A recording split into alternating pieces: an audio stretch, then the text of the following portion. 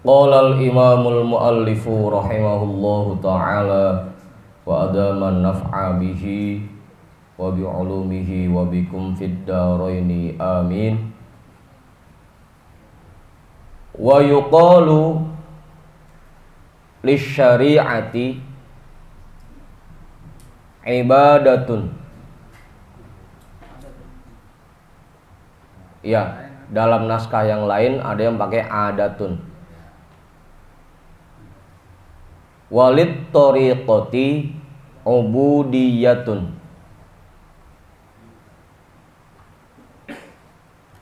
Walil haqiqati ubudatun.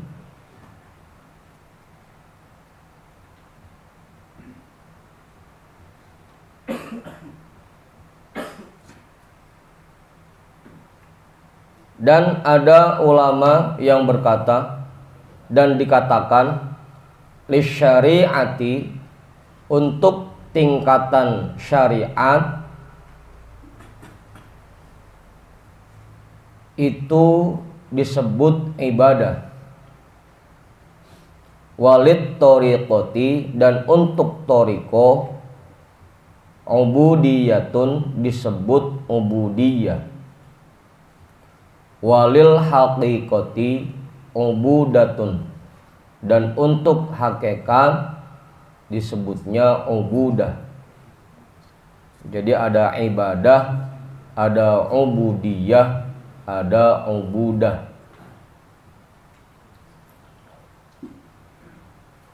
Syariat, thariqat, dan hakikat.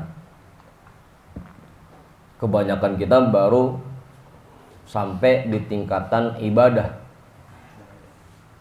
Jarang diantara kita yang sudah mencapai tingkatan ubudiyah, apalagi tingkatan ubudah, jarang. Qala Abu Ali ad-Daqqaq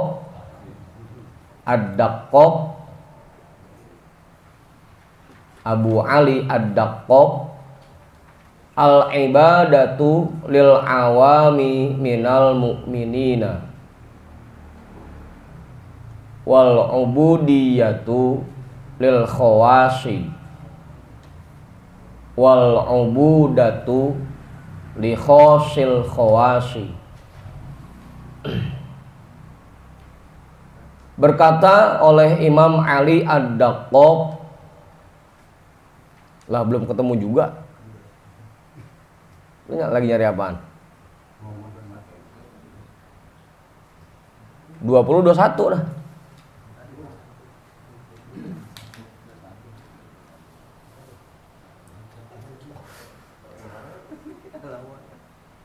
Hilang.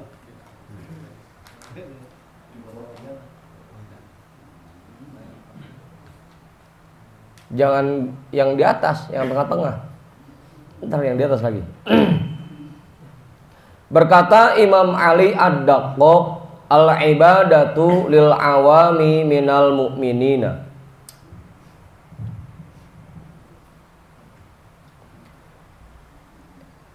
Ibadah itu untuk orang awam dari kaum mukminin. Ya kayak kita dah. Kita ini kan semuanya orang awam. Nah, kita baru bisa sekedar ibadah.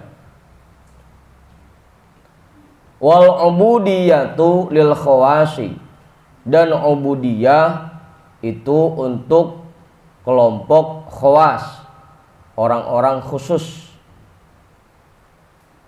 Wal ubudatu li khosil khawasi, dan ubudah itu untuk kelompok khawasul khawas, orang yang terkhusus. Ibaratnya kalau ada VIP, ini kalau khawasul khawas VVIP.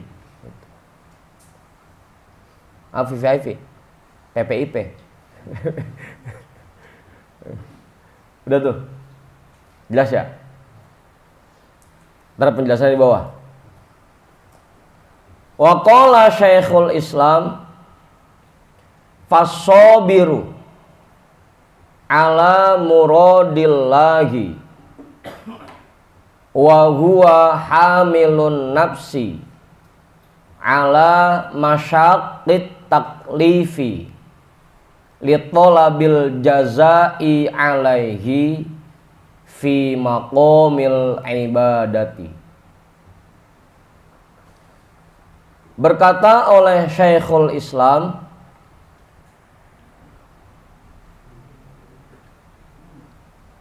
fassabiru ala muradillahi, maka orang yang bersabar atas kehendak Allah,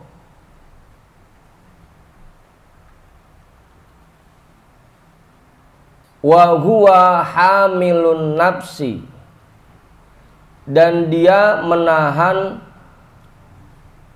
dirinya ala masyaqqit taklifi, di atas beratnya kewajiban yang Allah berikan,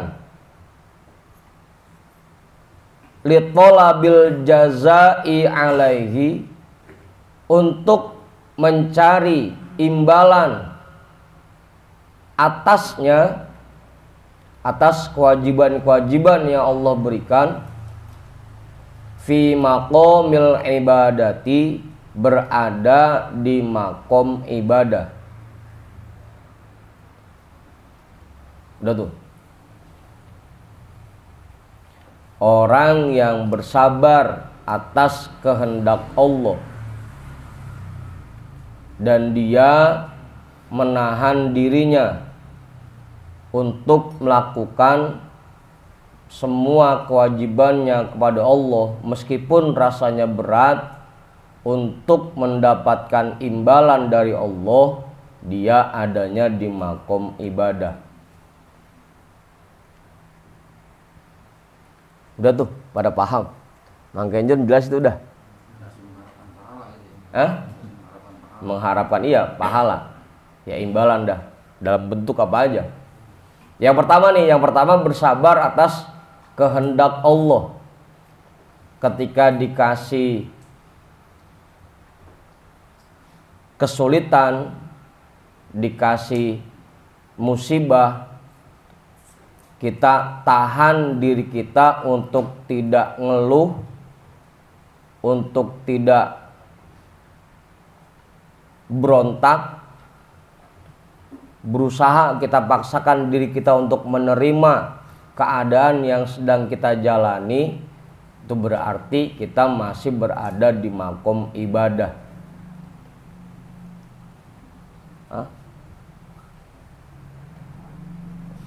Abang, rata-rata kita begitu kan masih ya? Kalau nggak kuat. Kalau ngeluhnya di dalam hati termasuk ngeluh gitu. Yaitu namanya masih berusaha bersabar atas ketetapan Allah.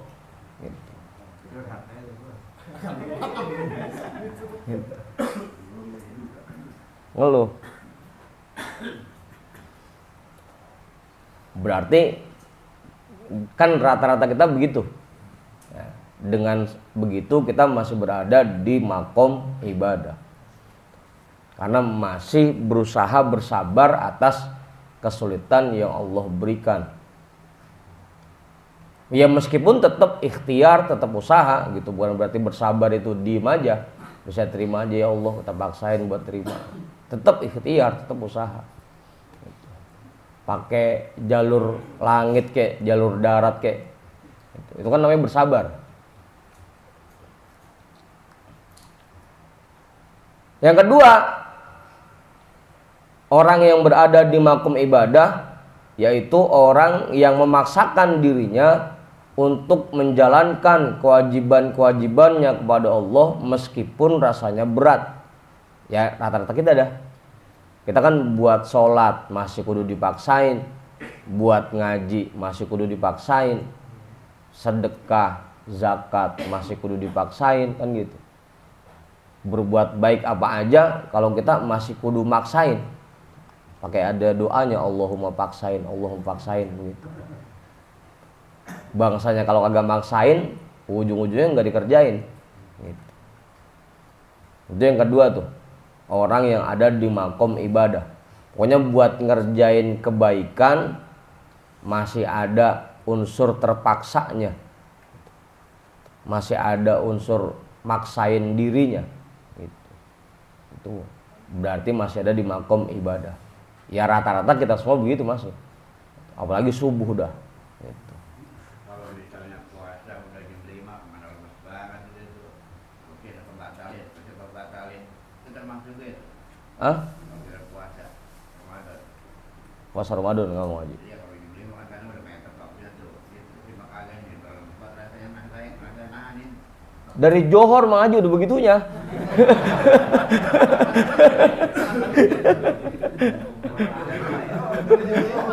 Udah jam 5 mah ya masih tanggung itu mah. Buka gue sayang, ini mah dari Johor ini mah.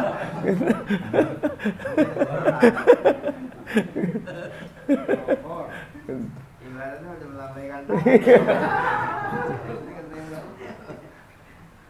Kita kagak buka leher rasanya udah kayak kecekek kan begitu. Mana pandat masih sebulakan ini udah dipotong kan. mandi maaf. Gitu. Dari Johor Bang Haji. Tapi dia paksain juga dah, dia paksain juga berat-berat tetap dia paksain. Itu rata-rata kita semua begitu masih. Berarti menandakan kita masih berada di makom ibadah. Gitu. Masih tingkatan awam. Hah? Kalau sabar. Kalau sabar.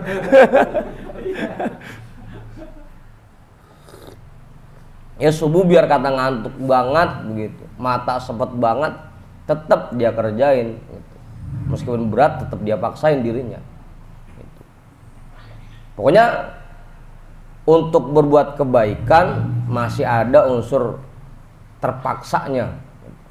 Itu makom ibadah. Warrodi ay al mutmainnu bimuradihi ta'ala fi maqamil ubudiyati. Sedangkan orang yang senang, artinya hatinya tenang terhadap kehendak Allah Ta'ala, itu berada di makom ubudiyah. Jadi buat ngerjain kebaikan hatinya udah enggak ada terpaksanya lagi, udah seneng bawaannya. Buat sholat seneng, ngaji seneng, sedekah seneng, zikir seneng gitu. Ya, rata-rata itu mah. Rata-rata itu mah. Cuma yang penting kita semangat dulu ngerjainnya, seneng gitu. Begitu dengar azan zuhur, alhamdulillah, seneng hati kita. Begitu dengar azan maghrib, alhamdulillah, seneng hati kita.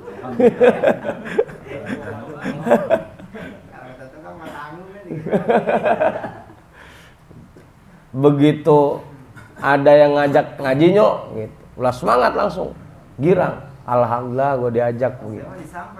Disamper. Jadi hatinya udah seneng buat ngerjain kebaikan, hatinya seneng. Itu berada di makom ubudiyah. Kalau tadi yang pertama masih ada rasa terpaksanya, masih kudu dipaksa. Kalau ini udah seneng hatinya. Buat bagi udah kagak berat sama sekali, udah seneng hatinya. Buat sholat udah seneng hatinya ngerjain sholat. Buat ngaji nggak gelisah pisan, seneng malah.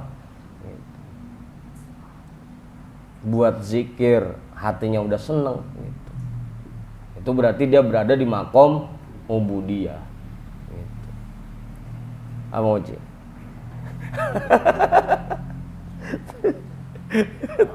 Tawa dia. Kalau awalnya senang tengah-tengah umur gimana itu? Ya itu namanya masih ada terpaksanya.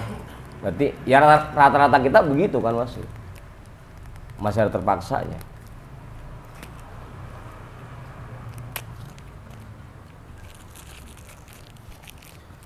Udah tuh jelas. Itu yang pertama, Yang kedua, orang yang berada di makom ubudiyah dalam menerima ketetapan dan kehendak Allah, hatinya seneng.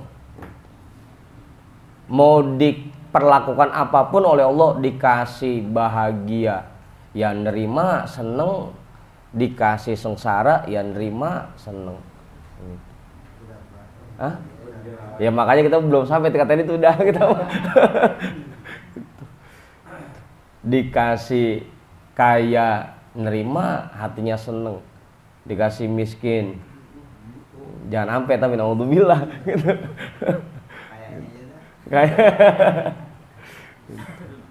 Ar-radi ay al-mutmainnu bimuradihi, hatinya tenang terhadap semua kehendak Allah.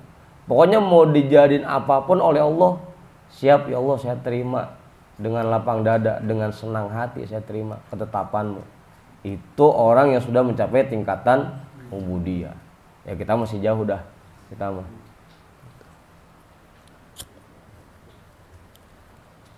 Gimana Bang Genjon? Ngeluh. Ya kan kita empat tingkatannya masih di situ dah, masih ngeluh mulu. Masih ngeluh di status. Hah?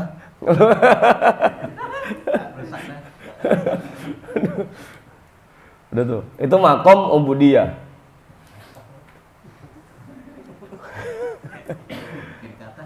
Wal arifu fi maqamil ubudati.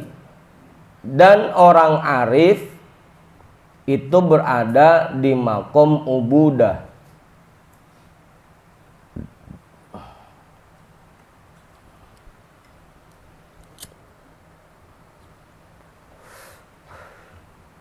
Orang arif berada di makom ubudah. Orang yang sudah ma'rifah, yang betul-betul meyakini bahwa dirinya memang tidak punya kemampuan apa-apa. Dia bisa sholat ya karena digerakkan oleh Allah.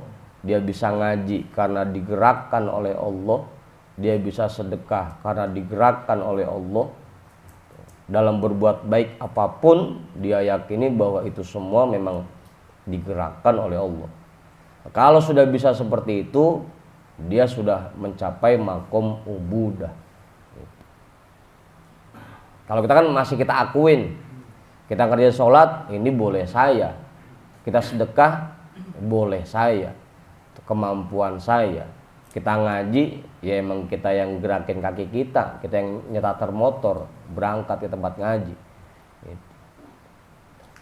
Tapi kalau orang yang sudah mencapai makom ubudah, dia yakini bahwa semuanya memang digerakkan oleh Allah. Kekuatannya dari Allah. Allah yang ngasih. Allah yang nyampein buat ngerjain sholat. Allah yang bikin dia ngaji, datang ke majlis taklim. Itu kalau sudah mencapai tingkatan ubudah. Ya kita mah yang penting nyampe tingkatan pertama aja udah cakep banget udah. Meskipun masih ada terpaksanya, tapi kita nggak ninggalin kewajiban kita kepada Allah. Gitu. Mencapai makom ibadah. Meskipun masih terpaksa, subuh masih terpaksa, zuhur masih terpaksa. Tapi minimal enggak ada yang kita tinggal. Gitu. Nah kalau sampai ditinggal pisan, boro-boro sampai tingkatan ibadah. Gitu. Awam aja belum masuk, gitu awam. Tingkatan awam aja belum masuk.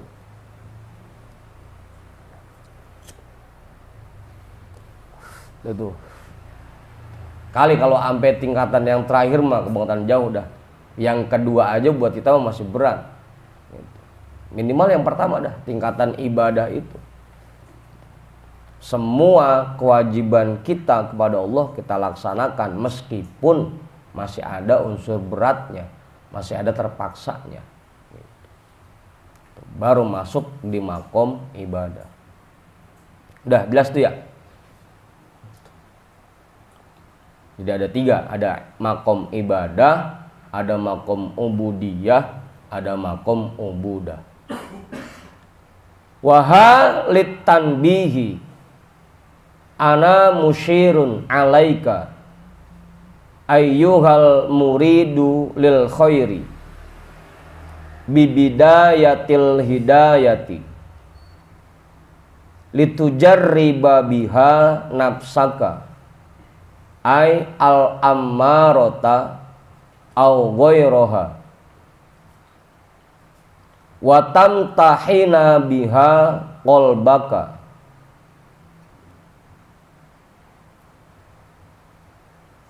wa ha ana musyirun alaika, dan sekarang aku akan menunjukkan kepadamu. Haknya itu untuk tanbih, haknya huruf tanbih. Dan sekarang aku akan menunjukkan kepadamu, ayyuhal muridu lil khairi, wahai orang-orang yang ingin mengerjakan kebaikan atau yang ingin meraih kebaikan.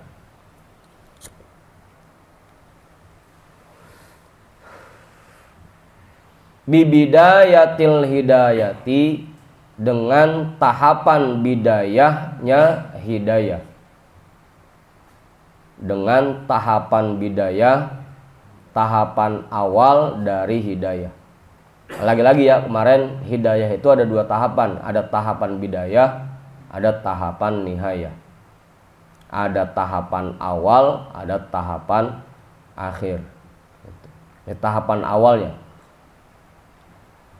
Litujarriba biha nafsaka, agar kamu bisa melatih dengannya nafsumu. Litujarriba, agar kamu bisa melatih.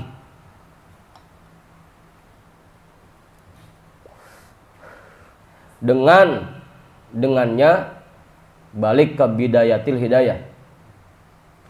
Nafsaka, nafsumu, ai al ammarota, yang ammaro, au ghairaha, atau yang lainnya. Nafsu ammaroh itu artinya nafsu yang masih condong kepada keburukan.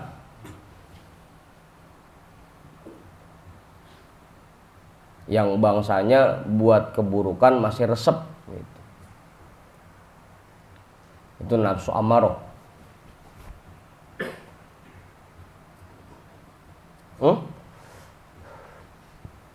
Udah.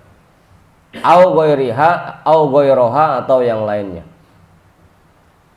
Wa tamtahina biha qalbaka, dan kamu menguji dengannya hatimu.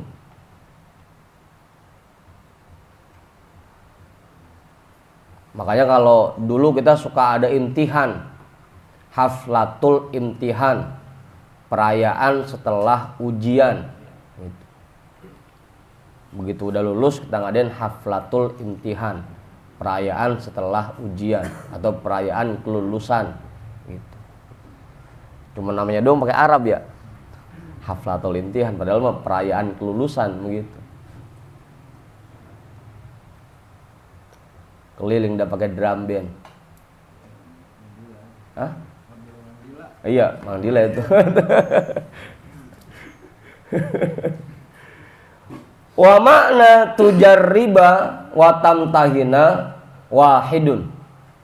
Arti kalimat tujarriba dan tamtahina itu satu. Artinya sama ya. Wa huwa takhtabiru marrotan ba'da ukhra, yaitu kamu uji dirimu berulang-ulang. Marrotan ba'da ukhra, berulang-ulang.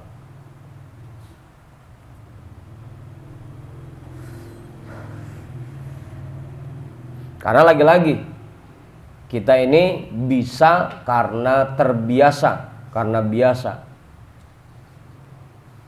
Kalau bahasan kemarin waktu haul, ya emang diri kita perlu dilatih untuk terbiasa mengerjakan ibadah kepada Allah agar tidak terasa berat lagi. Memang kita harus melatih diri kita, untuk membiasakan diri kita. Kalau biasa jam 4 pagi bangun, ya pasti mudah. Biar ngantuk kayak apapun tetap bablas.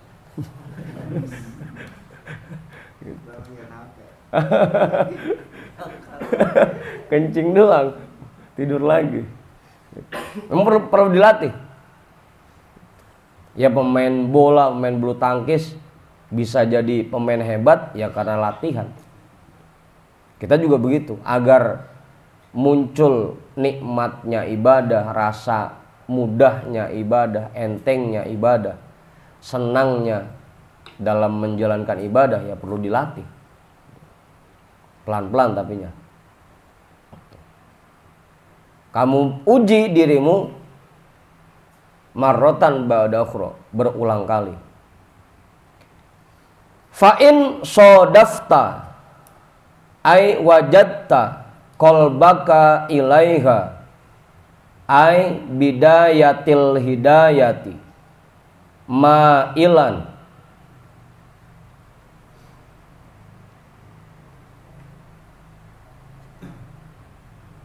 ay muhibban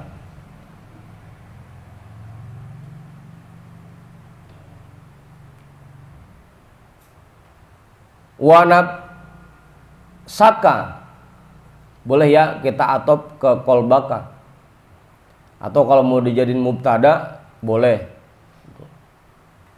Kalau kita baca wanab saka atop ke kolbaka jadi maf'ul dari sodafta. Wanab saka allati fi kolbika biha ay al bidayati mutawi'atan ay munqadatan walaha qabilatan ay radiyatan. Nah, panjang juga ini ya. Fi akhdhiha fadunaka ay khudh dzalika at-tatallu'a ay al-irtiqa'a ilan nihayati wattagolguli, atau wattagolgula boleh ngikut ke at-tatallu'a. Wattagolgula bil ghainaini wa bil fa'aini. Jadi ada yang bacanya tagol gula, ada yang bacanya tafal fula. Gitu. Boleh pakai 2 goin atau pakai 2 fa. Ai ad-dukhula was-sayro fi biharil ulumi. Ai ulumil asroril laduniyati allati kal bihari fi umqiha.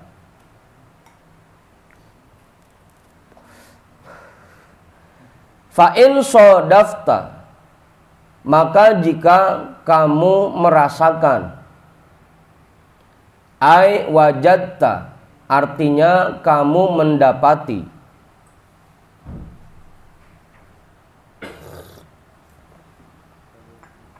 qalbaka, hatimu, ilaiha ay bidayatil hidayati, kepadanya, artinya kepada tahapan awal hidayah,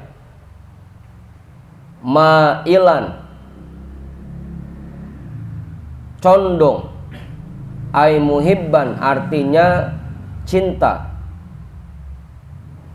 Kalau hati kita rasanya cinta kepada tahapan bidayah, tahapan awal dari hidayah, yang itu artinya ilmu dan amal. Mana begitu ya?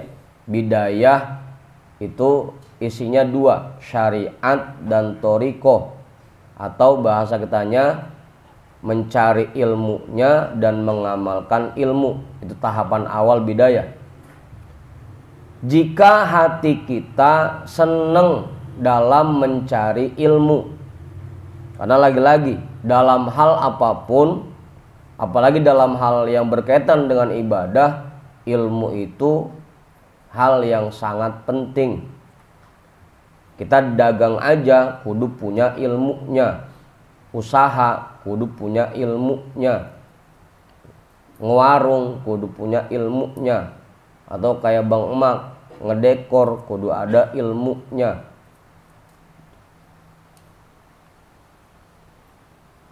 Banget ya. Pokoknya ngapain aja kudu ada ilmunya, apalagi dalam menjalankan ibadah. Gitu. Penting itu, hal yang sangat penting, ilmu. Sebelum kita mengerjakan ibadah, cari ilmunya. Nah, kalau hati kita ama ilmu itu rasanya seneng gitu. Fa in sodafta qalbaka ilaiha ma'ilan, jika kamu merasakan hatimu senang, cinta kepada tahapan awal hidayah itu, kepada mencari ilmu, ya tinggal diperiksa masing-masing dah. Kita ini ama ngaji seneng apa kagak gitu. Tinggal kita periksa masing-masing hati kita. Seneng mengenjun ya? Seneng. Apalagi pas begitu wallahu a'lam bishawab, seneng banget itu.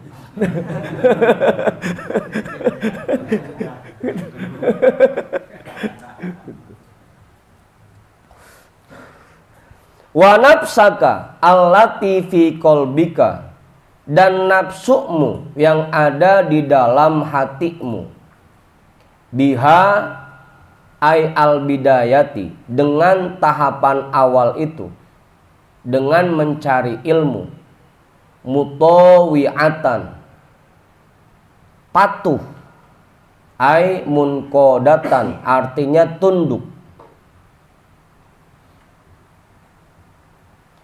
walaha qabilatan, dan untuknya dia menerima, ay radiyatan fi akhdiha, artinya senang, rela.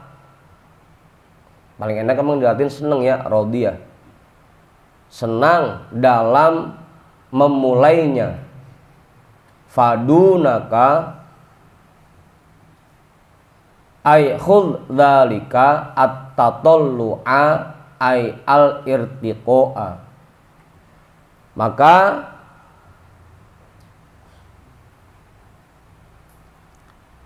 mulailah, ay khudh dzalika, artinya kamu memulai dalam hal yang demikian itu, at-tatallu'a ay al-irtiqa'a, untuk terus maju, artinya untuk menapaki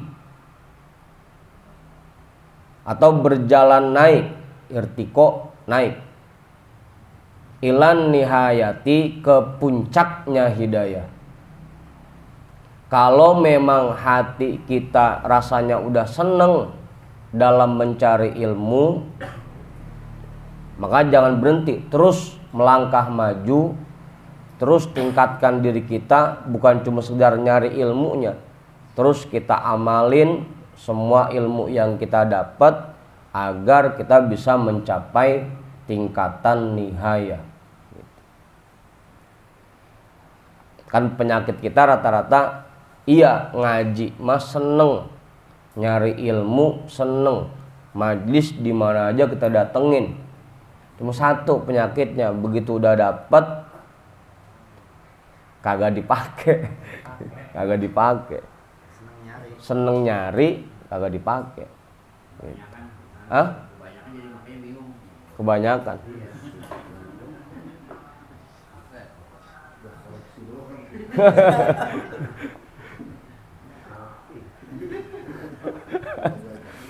Ya padahal ilmu itu kayak duit aja. Ya kita tujuannya nyari duit pasti buat kita pakai, kan begitu. Apanya? Ditabungin doang.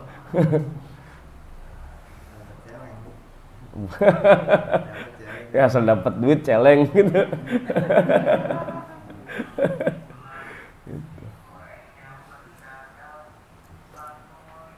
Udah tuh. Begitu kita udah seneng nyari ilmu, kalau bisa terus kita tingkatkan, kita pakai, kita terapin ilmu itu dalam kehidupan kita agar kita bisa mencapai tingkatan nihaya gitu. terus naik. Al irtiqa'a ilan nihayati, melangkah naik ke tingkatan, ke puncak nihaya. Wattagol gula, dan masuk bil goinaini wa bil fa'aini, tadi udah ya, boleh dengan 2 goin tagol gula, wa bil fa'aini, dan dengan 2 huruf fa atau tafalfula. Ai ad-dukhula atau ad-dukhuli boleh. Ad-dukhula wasairo. Kalau tagol gula artinya masuk. Kalau as-sairo berlayar. Fi biharil ulumi, ke dalam lautan ilmu. Ai ulumil asroril laduniyati, artinya ilmu segala rahasia yang laduni.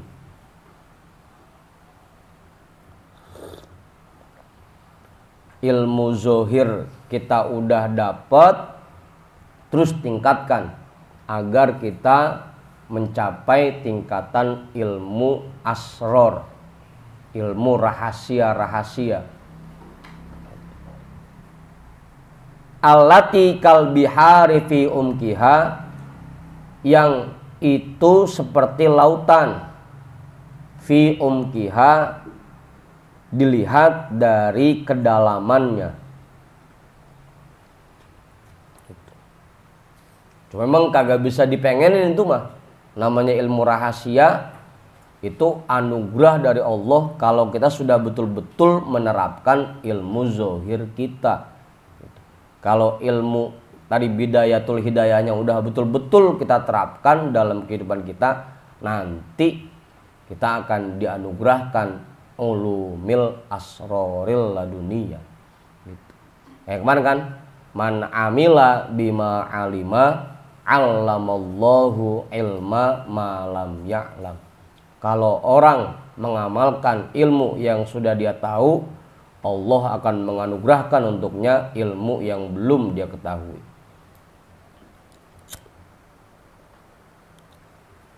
Makanya tadi minimal, meskipun rasanya masih berat buat kita, ya kita paksain dulu. Sampai akhirnya hati kita betul-betul seneng dalam ngerjain ibadah, dalam ngerjain kebaikan.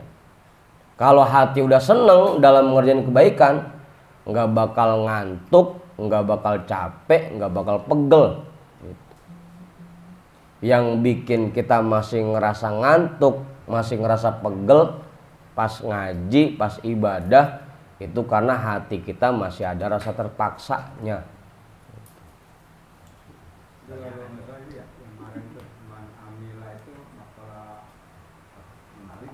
Iya, Imam Malik.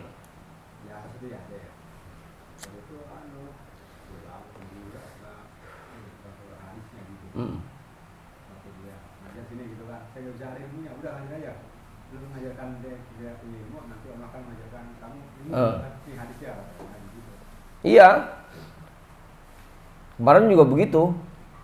Di sini ada yang bilang hadis, ada yang bilang maqalah Imam Malik gitu. Kalau di kitab ini dibilangnya itu maqalah Imam Malik, Imam Malik bin Anas.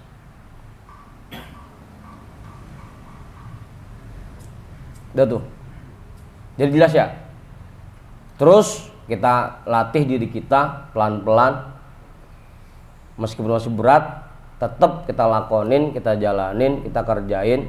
Mudah-mudahan dengan itu lama-lama hati kita jadi seneng sama kebaikan. Ya sila, zikir misalkan awal-awalnya mungkin 10 menit udah pegel, 15 menit udah pegel. Tapi kalau terus kita latih, lama-lama juga.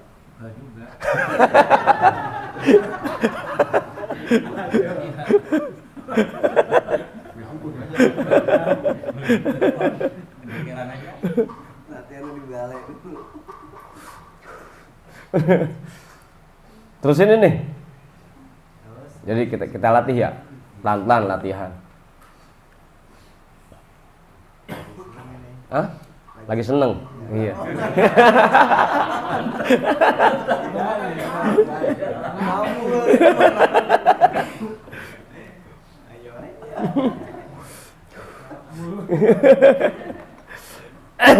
resep nih. Udah tuh, jelas. Mau Ocin namanya enggak? Kiai kali. Cukup. Mang Bos kali, Mang Bos? Enggak. Cukup. Kiai kali, Kiai. Itu kan tadi yang contoh nafsu amarah gimana? Nafsu yang masih seneng dengan keburukan, pengennya ama sholat mah kagak mau, tapi pengennya seneng-seneng, pengennya main gitu, pengennya poya-poya, pengennya hura-hura, itu nafsu amarah namanya. Pokoknya ama kebaikan mah kurang resep, tapi kalau ama hal yang sifatnya hura-hura, sifatnya enggak ada manfaatnya, seneng banget, itu nafsu amarah namanya.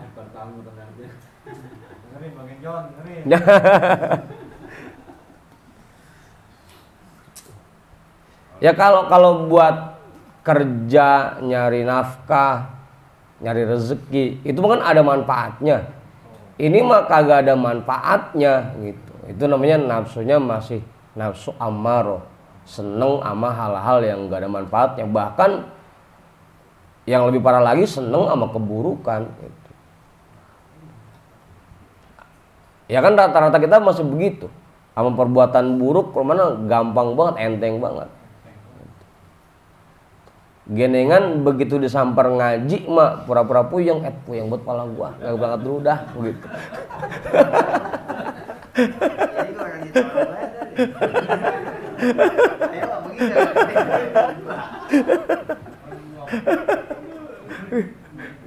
Emang begitu kali ya? Tapi kalau disamper buat yang lain, samper ngopi kek, samper main kek, jalan-jalan kek, nah udah oke aja, udah siap begitu. Gitu. Itu nafsunya masih nafsu amarah namanya. Ntar kalau nafsu asmaroh lain lagi.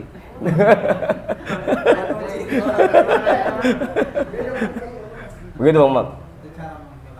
Ya tadi kudu dilatih. Litujar riba biha nafsa, kayak kita latih dikit-dikit, pelan-pelan. Rasanya muncul rasa malas, kita lawan, paksain gitu. Allah paksain. Gitu. Ya kan latihannya sebulan sekali. Gitu. Terus kita latih. Ya emang awalnya tadi karena kita baru sampai di makom ibadah, ya emang masih berat rasanya, masih kudu dipaksain dulu. Tapi nanti lama-kelamaan begitu kita udah latih, sering kita latih, kita uji, nanti kok lama-kelamaan bakal jadi enteng, ringan. Begitu Mak. Emang kudu dilatih. Sambil kita mohon kepada Allah agar hati kita dibikin mudah untuk beribadah. Makanya kita bacakan doanya kan. Allahumma a'inni ala dzikrika wa syukrika wa husni ibadati. Ya Allah, tolonglah saya untuk selalu ingat kepadamu dan bersyukur kepadamu dan memperbaiki ibadah saya kepadamu. Kita minta itu. Allahumma a'inni ala dzikrika wa syukrika wa husni ibadati. Karena lagi-lagi badan kita punya Allah. Gitu. Kalau Allah udah kasih rasa entengnya ibadah kepada kita, ya pasti enteng, mudah, nggak ada yang sulit. Yang bikin berat kan tadi karena kita nafsunya masih nafsu amarah, yang kedua belum dikasih pertolongannya oleh Allah, makanya masih kudu maksain. Udah tuh jelas ya? Gimana Kiai?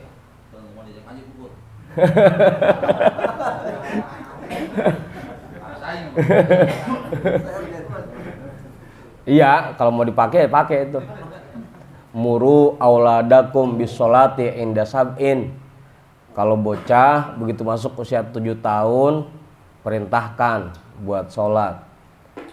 Wadribuha inda ishrin. inda ashrin, dan pukul dia kalau udah masuk usia 10 tahun. Nah, kalau udah 20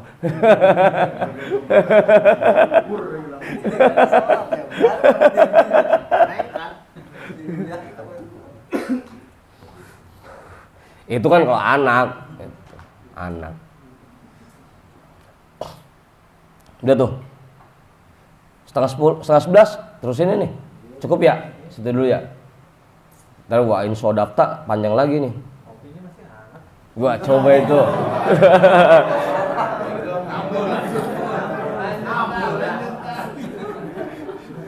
Rupanya kita ditantangin ini.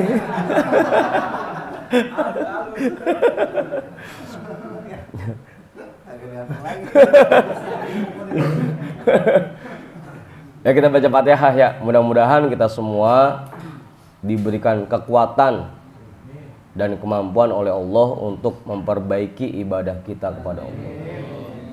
Dan kita hadiahkan pahala ta'lim kita pada malam hari ini untuk semua orang tua kita dan para guru-guru kita. Ala hadhihin niyah al-Fatihah. A'udzu billahi minasyaitonir rajim. Bismillahirrahmanirrahim. Alhamdulillahi rabbil alamin. Arrahmanir rahim. Maliki yaumiddin.